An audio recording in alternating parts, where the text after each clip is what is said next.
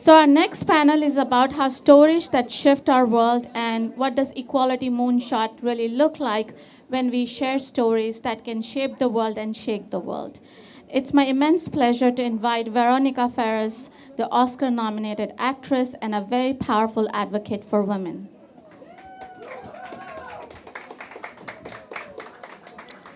And also I would love to invite RAHMATOU KEITA, the internationally acclaimed film writer, film director, and also a fierce advocate for women.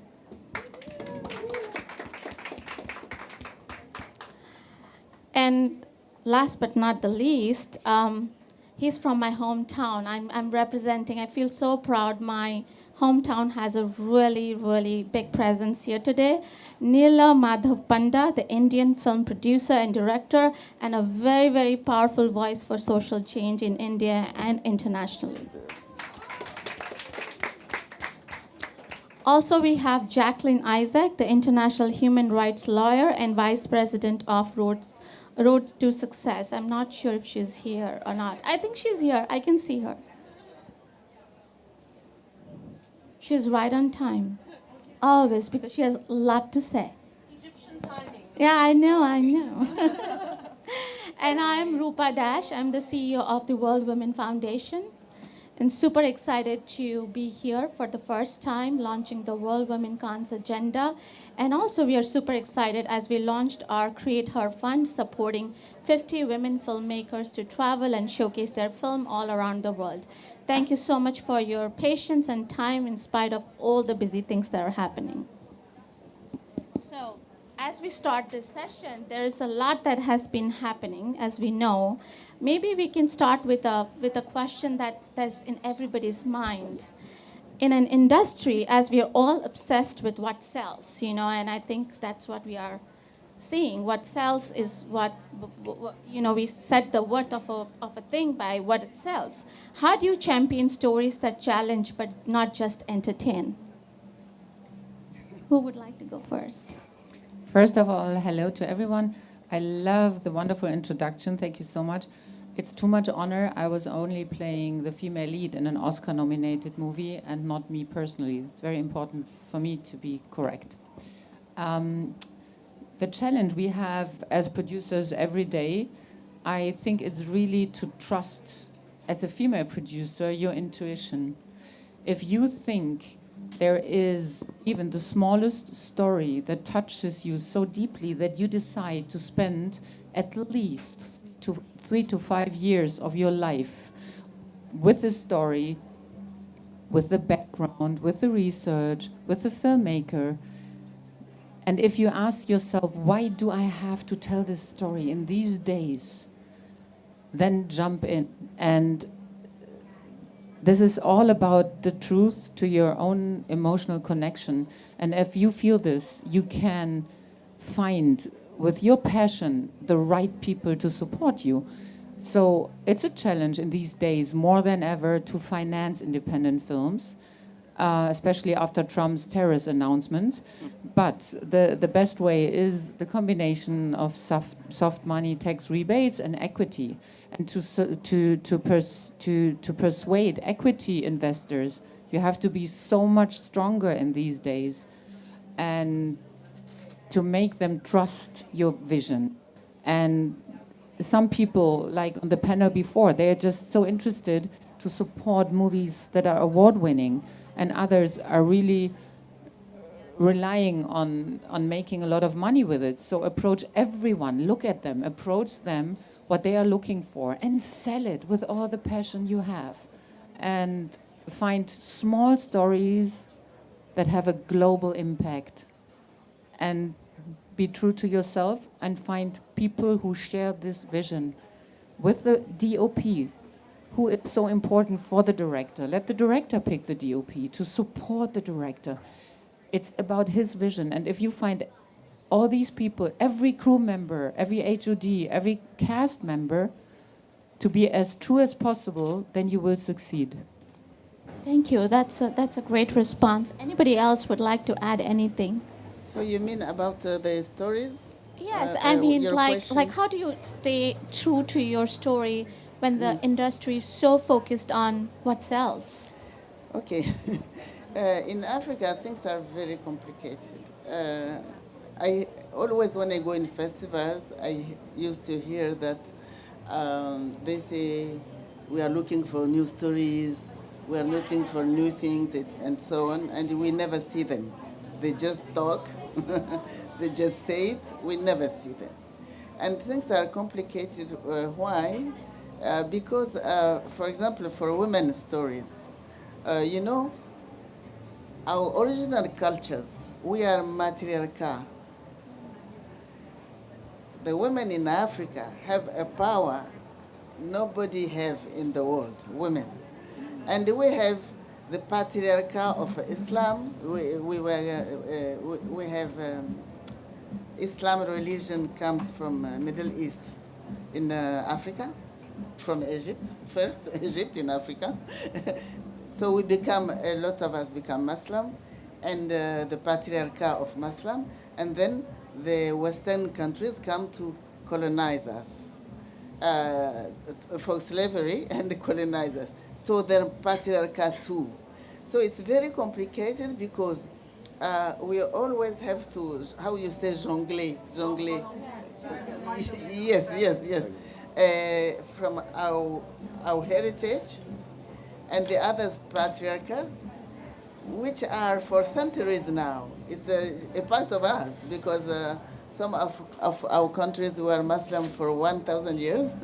The invaders from Western countries came about 500 years. And it's d'arriver à sortir de tout ça. Managed to get out of everything. Yes, to tell our own stories. It's very difficult, and because too, the great industries of cinema are in Europe and Western countries, states, and they have a cliche on us. So if you don't play with this cliche, they can't understand. When you say, when you show a woman in a film, a very strong one, they're surprised. They think that we are weak. We are not. And then first they surprise, and second, it's like aggression. They like aggression because what they think about us, because women, white women in the Western countries fought for many decades to liberate themselves. So they think that they will come to liberate us, and we have not the same. They cannot liberate us. We are more liberated than them. They can't. So how to tell it is what I used to tell. And I remember once my sister went in Canada, and with her husband, and they went. They have a dinner with Canadian people, and there were a couple. There was a couple. They present themselves, and they didn't have the same names because. And the woman said to my sister, "You know, we in Canada now we can choice. Don't have the name of the husband. Maybe in a few centuries in Africa, you will have the same privilege. But we never have the name of our husband. It's not in our cultures." So, and my sister look at her and say, "Oh, you have the name of your husband in the country?" So it's not in our culture, never. But now, because a lot of people in Africa, because of the influence of Western countries, they want to be like white people. Yeah. So some women take the name of their husbands, and I tell so in 1,000 years ago, you will fight to have your own name, then nobody asks you to take the name of your husband.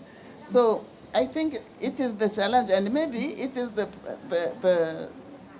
the problem to have supports in other industries, strong industries, because we have not really industry of cinema, maybe 2-3 countries like Egypt have before, but now it's less. And it's really a pity because if Egypt interest in the continent, because the AFGC is in Africa, you will have the greatest industry. You are the first to make cinema in Africa. You are the first country. I'm with you. Let's do it. What? Let's do it. Yeah. I'm with you. Okay, yes, let's do it. Let's do it. Egypt is Africa. Africa is the future. Let's go. In Asia and South Africa, Nigeria, and Morocco, some they have industries. The others we have not really strong industries. So I think we have to. It's a political indecision politique to have industry of cinema.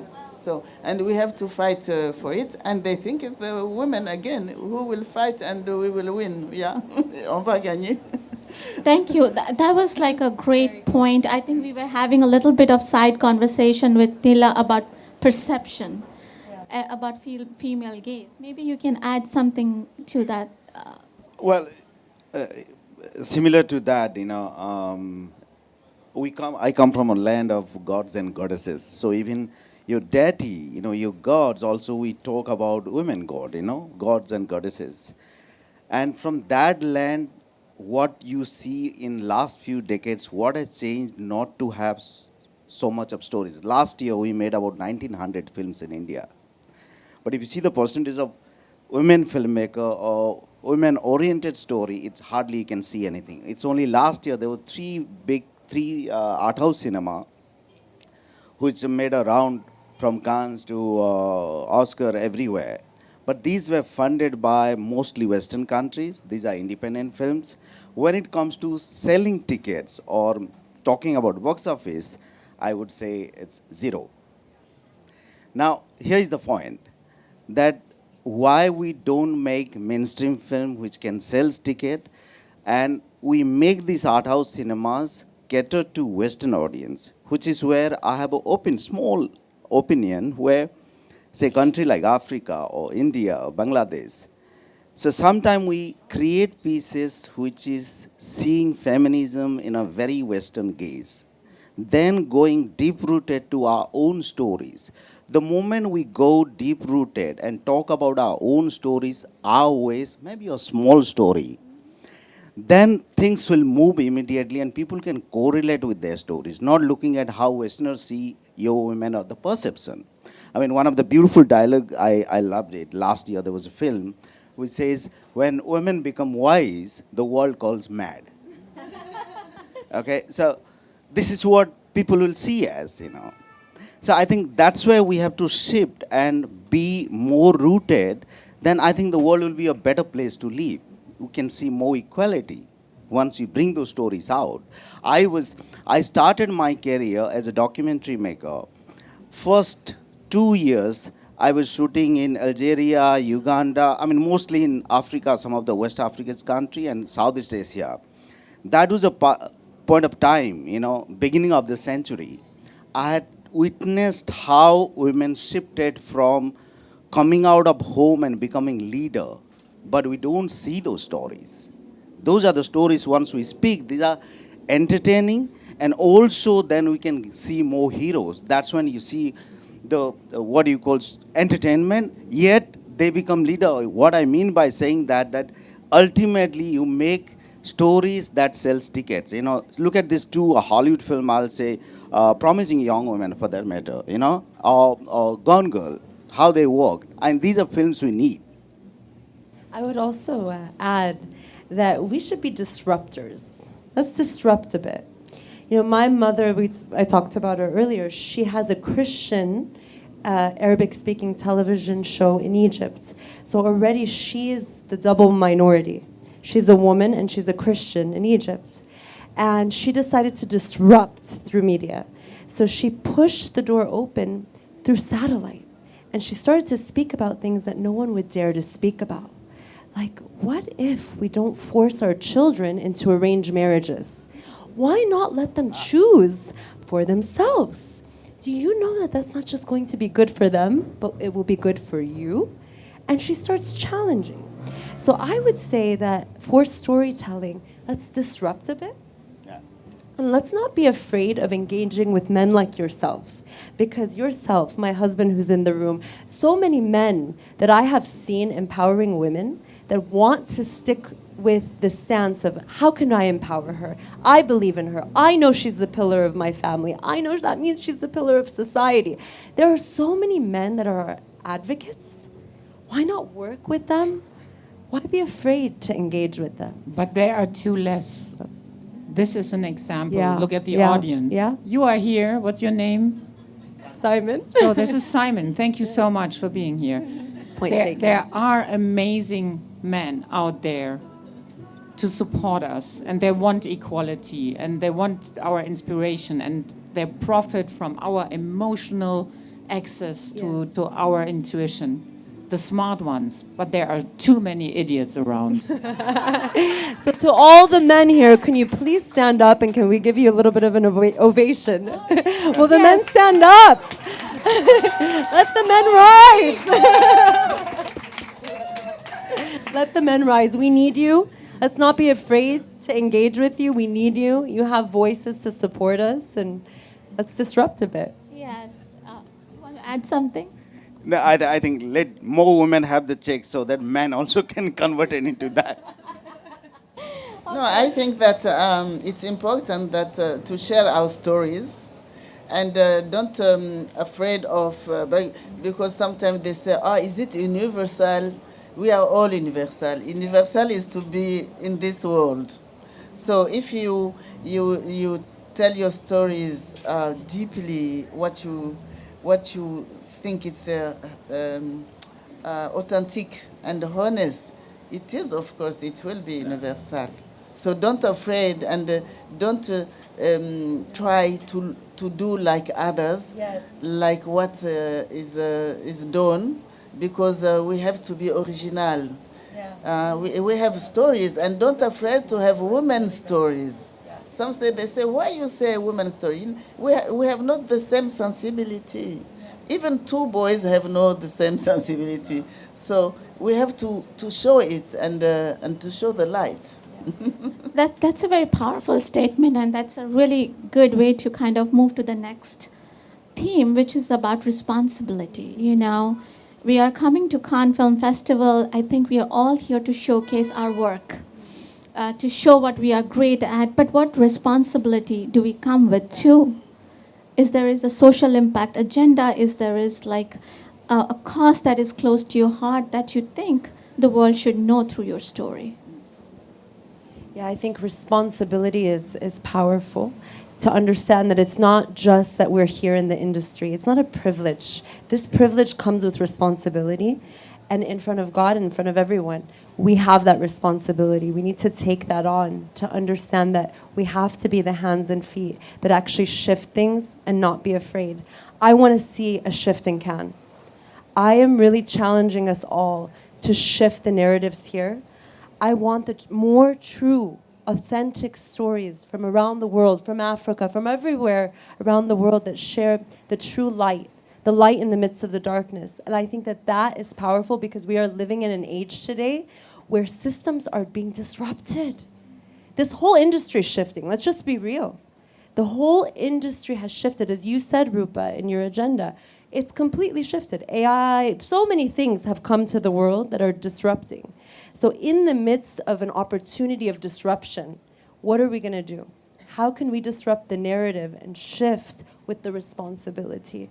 Use your gifts. Use your gifts. Those are your miracles. And I think a gift is to open your network. I'm turning 60 in 3 weeks, so I have a big network. I have 4 decades of experience, network, and I made so many mistakes in my life. So what I do, I serve as a mentor for talent projects. I'm a guest lecturer at film schools in Germany. I coach personally young actresses to get accepted at acting schools. I open my network. I'm just producing a female first-time director. She is coming from documentary, and everybody knows how difficult it is, a feature film, to produce it, to get it financed for a first-time director, because everybody says, what has she done as a fiction movie before? So we don't give any money. But we persuaded ZDF to come on board and all the film funds company, and we made it, and we shoot right now with Corinna Harford, Carolina Eichhorn. So I create, with my company, opportunities for women at my age to get jobs. And this is kind of my responsibility, to open my network, my opportunities, and give away. I don't want to be on this earth forever. So why shouldn't I? I had nobody when I was in my 20s. So misuse of power of man on set was every day my subject. I had no one to talk to. When I talked to a producer, they said, you disturb. What are you talking about? Go away. This is not what we want to. This is an incredible star male director. Shut up. So misuse was normal.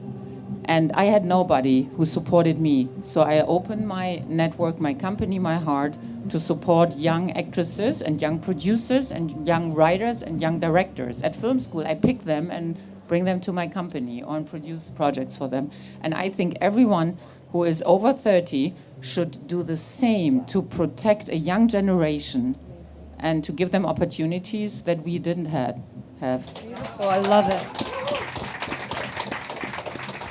Well, I think it's also, it's limited. Of course, this year, this is a great platform. There are a lot of hoardings you see about women. But I think there's something really which has to change is from sales agent, distributor, producer, it's still limited to what sells. Yeah. I think from what sells to getting into their, drawing board and changing from the story, it's very important. This is where I think we are shifting the gear from what sells to what we want to sell. Training the audience, creating an audience for women's film is very important. And this is the right time. And the Gen Z, it's really, they bring out the new stories. They are really powerful, although it's still limited to social media, but it has to come down to mainstream films. Thank you for that comment, but one of our philosophy or values at World Women Foundation is lift as you climb. Take one person with you, give them yes. Yeah. And we do that through mentorship, providing access to capital, in variety of, and also building community. Going out there and asking people, hey, I need your help. I have done that 1,000,000 times. I still do it every day, and in this room, I walk up to people, hey, I'm doing good, but I need help with this. And this brings to the next part of the conversation. There's a lot of anxiety in the market. One of those anxiety is what's happening next with AI, with technology, and it's shaping the whole industry. What opportunity or what scares you? And what opportunity do you see? Again, from my experience in this world, what I've seen, my father and husband are actually doing some AI productions. And a lot of people ask, well, isn't AI going to destroy, the film industry? And I think that it's not the case if we learn to work with what's coming. Because if you go back to the days of the web, there were so many people that said, the internet is starting, it's scary, we're going to separate ourselves from it. And a lot of those people lost. I think if we work together with guidelines, with rules, with borders, and that's very crucial. You have to be able to sit on a table with the other person to actually make a change. With those rules, with those borders, you can have great impact. But you're the expert. So. I'm not the expert, but I think to close your eyes for EI is not working. It will change the industry and art tremendously. I'm actually really scared of it, and it will destroy a lot of old structures. And there is a wonderful German director who I have met who influenced me, Herbert Achternbusch. He always said, you have no chance, but use it. So let's really get stronger and try to protect us. What you just said is so important. There have to be borders. There have to be limits. So someone sent to my agent a project to offer me as an actor, and it was my voice that he already had in the trailer, and I never spoke these lines.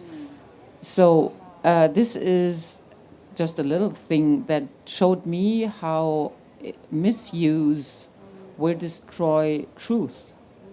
And this really scares the shit out of me. I think I'm optimistic. I have a different opinion.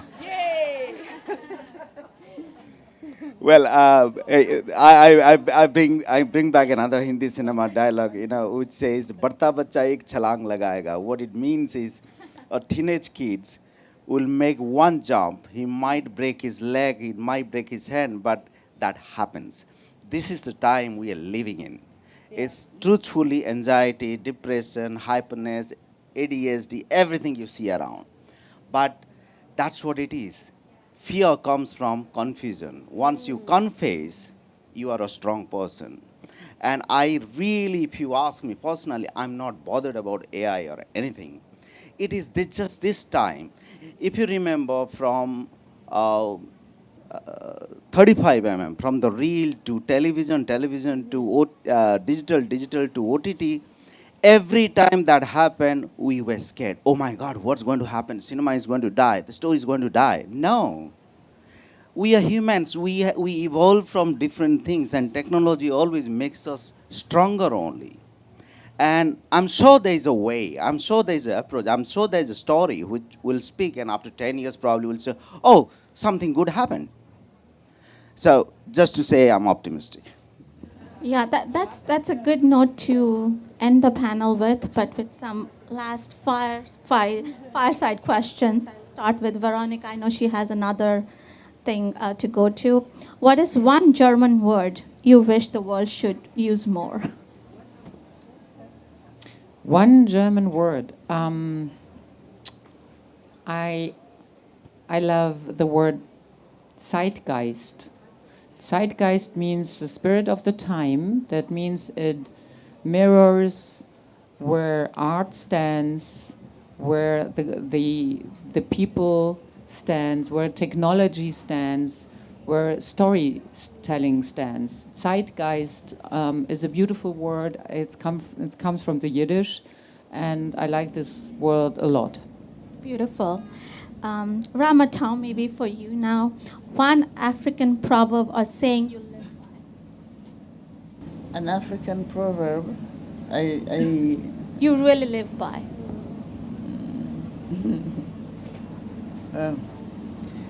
There is a proverb from Côte d'Ivoire. In French, it is la vie ce n'est rien, c'est l'homme qui a peur, sinon c'est rien. It means life is nothing, just human being is afraid. If not, life is simple. Voilà. Beautiful, beautiful. Yeah, c'est rien. It's nothing. It's just the fear, la peur. Thank you. Nila, now to you. One Indian social issue you think deserves more screen time globally?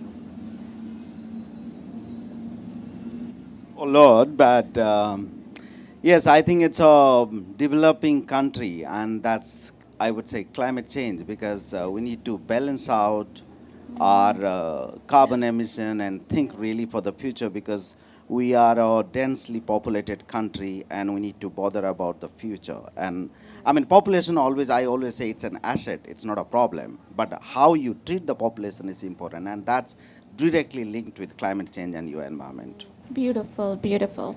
Jacqueline, if you could pass one law to support women voices in global storytelling, what it would be?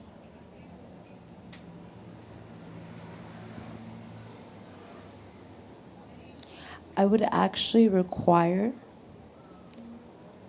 a quota to see women in film in all roles, director roles, producer roles, not just the actresses. We want to see them in every sphere.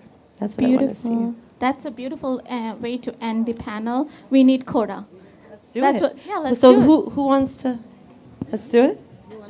Who wants to work on this? Should we start the government initiatives? She wants to start a quota for everybody having every woman having a part in the film. Ah, Oui? bien sûr. Yeah, bien sûr. Well, thank you, Yeah. ladies and gentlemen. This was a Collaboration, of wonderful course. panel. Bien Thank you sûr. for your time.